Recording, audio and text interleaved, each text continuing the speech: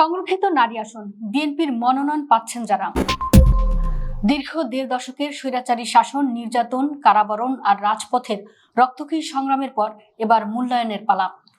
ত্রয়োদশ জাতীয় সংসদের সংরক্ষিত নারী আসনে দলীয় প্রার্থী চূড়ান্ত করার আনুষ্ঠানিক প্রক্রিয়া শুরু করেছে বাংলাদেশ জাতীয়তাবাদী দল বিএনপি।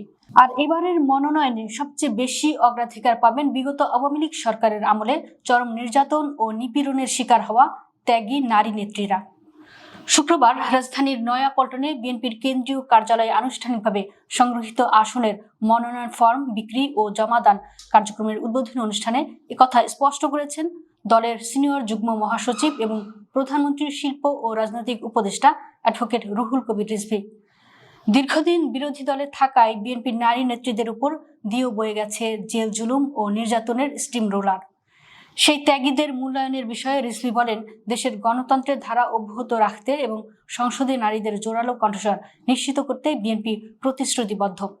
বিগত পতিত স্বৈরাচারী আওয়ামী লীগ শাসন আমলে দলের যেসব নারী কর্মী ও নেত্রী চরম নির্যাতন, নিপীড়ন ও কারাবরণের শিকার হয়েছেন, সংরক্ষিত আসনে প্রার্থী বাছাইয়ের ক্ষেত্রে তাদেরই সর্বোচ্চ অগ্রাধিকার দেওয়া হবে। তবে শুধু নির্যাতিত হওয়াই একমাত্র মাপকাঠি নয়। যোগ্য জনপ্রতিনিধি নির্বাচনের ক্ষেত্রে আরো বেশ কিছু গুরুত্বপূর্ণ মাপকাঠি ঠিক করেছে দলের নীতি নির্ধারণী ফোরাম। রিজভী জানান, প্রার্থীর শিক্ষাগত যোগ্যতা, রাজনৈতিক অভিজ্ঞতা, জুলাই আগস্টের ছাত্র জনতার ঐতিহাসিক গণঅভ্যুত্থানে তাদের প্রত্যক্ষ ভূমিকা এবং সর্বোপরি জাতীয় সংসদে দাঁড়িয়ে দেশ ও দশের পক্ষে জোরালো ও কার্যকরভাবে কথা বলার সক্ষমতাও সমানভাবে বিবেচনায় নেওয়া হবে। ত্রয়োদশ জাতীয় সংসদের নির্বাচনী ফলাফল অনুযায়ী সংসদের 50টি সংরক্ষিত নারী আসনের মধ্যে আনুপাতিক হারে বিএনপি এবং তাদের মিত্ররা মিলে মোট 36টি আসন পাচ্ছে। বিএনপির নেতৃত্বাধীন এই জোটে রয়েছে গণ অধিকার পরিষদ, গণসংহতি আন্দোলন এবং বাংলাদেশ জাতীয় পার্টি বিজেপি। এই 36টি আসনের মধ্যে মিত্রদের জন্য কয়টি আসন বরাদ্দ থাকবে তা জোটের শীর্ষ নেতাদের আলোচনার ভিত্তিতে চূড়ান্ত করা হবে।